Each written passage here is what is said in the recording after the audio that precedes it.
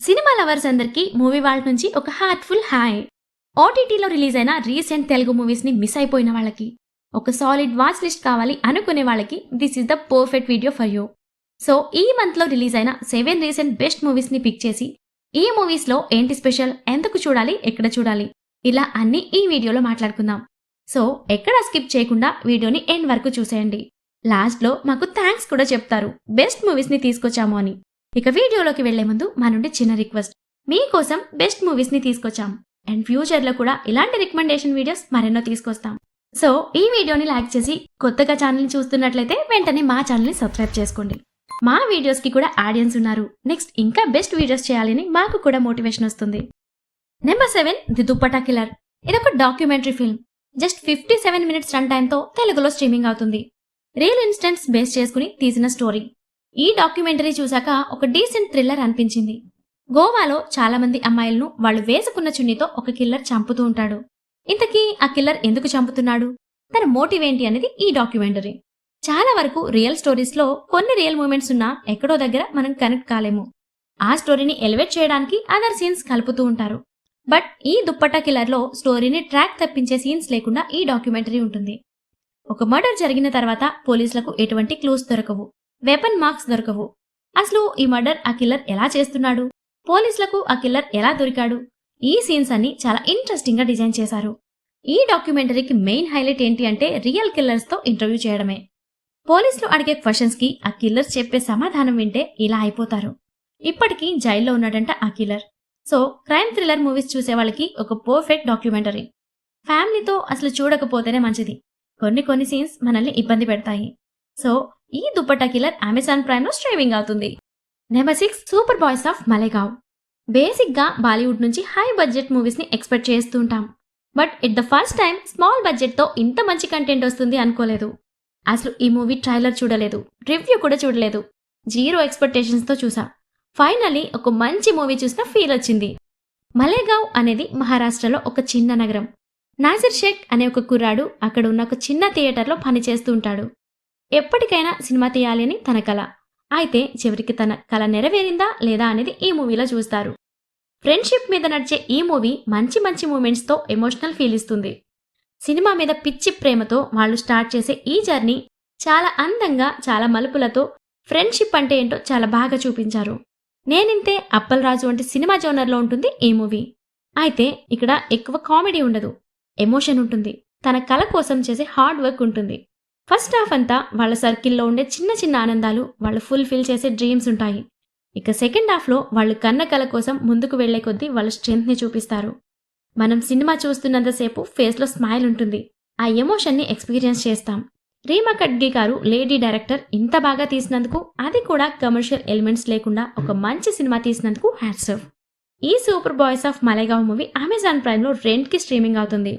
ఫ్రీగా చూడాలి అనుకునే వాళ్ళు కొద్దిగా వెయిట్ చేయండి. నెంబర్ 5 కవ్ సీజన్ 1. వెబ్ సిరీస్ చూసే వాళ్ళకి, మెయిన్గా హర్రర్ థ్రిల్లర్ జోనర్స్ ఇష్టపడే వాళ్ళకి బెస్ట్ వెబ్ సిరీస్ ఇది. 8 ఎపిసోడ్స్ లా ఉంటుంది. Each every 1 episode 43 to 50 minutes run టైంతో తెలుగులో స్ట్రీమింగ్ అవుతుంది. ఒక అమ్మాయి తన ఫ్రీడమ్ కోసం విలేజ్ నుంచి సిటీలో ఒక హాస్టల్లో అడుగు పెడుతుంది. అయితే అప్పటికే అక్కడున్న అమ్మాయిలు తనని తిరిగి వెళ్ళిపోమని చెప్తారు. వాళ్ల మాటలు వినకుండా ఆ హాస్టల్లోనే స్టే చేస్తుంది. ఆ తర్వాత ఏమైంది, ఇంతకీ ఆ హాస్టల్లో ఏం జరిగింది అనేది ఈ వెబ్ సిరీస్. ఇక్కడ స్టోరీ చాలా ఇంట్రెస్టింగ్ గా డిజైన్ చేశారు. ఒక చిన్న టౌన్ ను తీసుకుని స్లోలీ ఒక క్రీపీ అట్మాస్ఫియర్ ను క్రియేట్ చేసి, అందులో మనం ఊహించలేని ఎన్నో సస్పెన్స్లతో లాస్ట్ వరకు గ్రిప్పింగ్ స్టోరీ చూపిస్తారు. ప్రతి ఎపిసోడ్లో థ్రిల్ పెరిగేలా ఉంటుంది. సస్పెన్స్ ను లాస్ట్ వరకు మెయింటైన్ చేశారు. తేలును నానబెట్టే ఆయిల్తో వైద్యం చేసే డాక్టర్ అమ్మాయిలను ఎందుకు చంపుతున్నాడు, ఎందుకు బలిస్తున్నాడు, లాస్ట్ 2 ఎపిసోడ్స్లో మంచి ట్విస్ట్లతో కన్క్లూజన్ ఇస్తారు. ఇప్పటి వరకు మేము చూసిన మూవీస్లో బెస్ట్ ఎండింగ్ ఇది. Camera work, locations, art direction ప్రతి ఒక్కటి సినిమాటిక్ వైబ్ క్రియేట్ చేస్తాయి. ఫ్రేమ్లో ప్రతి డీటెయిల్ హర్రర్ మూడ్ని పర్ఫెక్ట్గా ఎలివేట్ చేస్తుంది. కఫ్ అంటే భయం, దాన్ని చాలా చోట్ల పరిచయం చేస్తారు మనకి. హర్రర్ థ్రిల్లర్స్ని ఇష్టపడే వాళ్ళు ఈ సిరీస్ని అస్సలు మిస్ అవ్వకండి. Definitely worth watching. ఈ కఫ్ అమెజాన్ ప్రైమ్లో స్ట్రీమింగ్ అవుతుంది. నెంబర్ 4 చోరీ 2. 2021లో చోరీ మూవీ ఓటీటీలో రిలీజ్ అయ్యి ఒక సెన్సేషన్ క్రియేట్ చేసింది. ఇప్పుడు దీనికి సీక్వెల్ కూడా ఓటీటీలోకి వచ్చేసింది. జస్ట్ 2 డేస్లో టాప్ ట్రెండింగ్లో స్ట్రీమింగ్ అవుతుంది. పార్ట్ 1 చూసాక ఈ సీక్వెల్ చూడండి. ఎందుకంటే పార్ట్ 1 ఎక్కడ ఎండ్ అయిందో అక్కడి నుంచే మొదలవుతుంది స్టోరీ. ఒక సిటీలో సాక్షి తన కూతురితో టీచర్గా సెటిల్ అవుతుంది. అయితే ఒకరోజు తన కూతుర్ని కిడ్నాప్ చేస్తారు. ఇంతకీ చేసిందెవరు, ఆ తర్వాత సాక్షి ఏం చేసింది అనేది రిమైనింగ్ స్టోరీ. ఈ సీక్వెల్లో writing is best plus point of the movie. Part 1కి స్టోరీని కనెక్ట్ చేస్తూ ప్రాపర్ వేలో హర్రర్ ఎలిమెంట్స్ని బ్లెండ్ చేసి ప్రజెంట్ చేశారు. మూఢ నమ్మకాల ముసుగులో జరిగే అన్యాయాలు ఇవన్నీ గోస్ట్ కన్నా చాలా డేంజరస్ అని మంచి మెసేజ్ ఇచ్చారు. హర్రర్ ఫిల్మ్ లవర్స్ అస్సలు మిస్ అవ్వద్దు ఈ సీక్వెల్ని. బట్ తెలుగులో లేదు, ఇంగ్లీష్ సబ్‌టైటిల్స్తో అమెజాన్ ప్రైమ్లో స్ట్రీమింగ్ అవుతుంది. నెంబర్ 3 పెరుసు. ఈ వీకెండ్లో crime thrillers, horror movies, love ఇలా అన్ని జోనర్స్ కంప్లీట్ చేశాం, ఒక కామెడీ తప్ప. సో ఈ మూవీతో మేము ఫుల్ హ్యాపీ. ఇదొక డార్క్ కామెడీ, ఫ్యామిలీతో వాచ్ చేయకండి. అలానే ఈ మూవీలో అడల్ట్ సీన్స్ ఉండవు. కొన్ని డైలాగ్స్, కొన్ని సీన్స్ మనల్ని ఇబ్బంది పెడతాయి. మీరు సింగిల్గా లేదా ఫ్రెండ్స్తో ఉన్నప్పుడు చూడొచ్చు. ఒక గ్రామానికి పెద్దగా అండగా ఉండే పరందామయ్య ఒకరోజు సడన్గా చనిపోతాడు. అయితే తన చావు తన ఫ్యామిలీకి ఒక పెద్ద సమస్య తెచ్చిపెడుతుంది. ఇంతకీ ఆ సమస్య ఏంటి, ఆ తర్వాత ఏమైంది అనేది స్టోరీ. మనం ఆల్రెడీ ఇదే కాన్సెప్ట్తో బలగం మూవీని చూసాం. అందులో ఎమోషన్ ఉంటుంది, ఇందులో కామెడీ ఉంటుంది, అది కూడా డిఫరెంట్గా. మెయిన్గా సినిమాలో రైటింగ్ డిపార్ట్మెంట్ని అప్రిషియేట్ చేసుకోవాలి. ఎందుకంటే ఇలాంటి డార్క్ కామెడీ మూవీస్లో ఏదైనా చిన్న మిస్టేక్ జరిగితే టోటల్ సినిమా రివర్స్ అయిపోద్ది. సో అది లేకుండా ప్రాపర్ వేలో రాసుకున్నారు.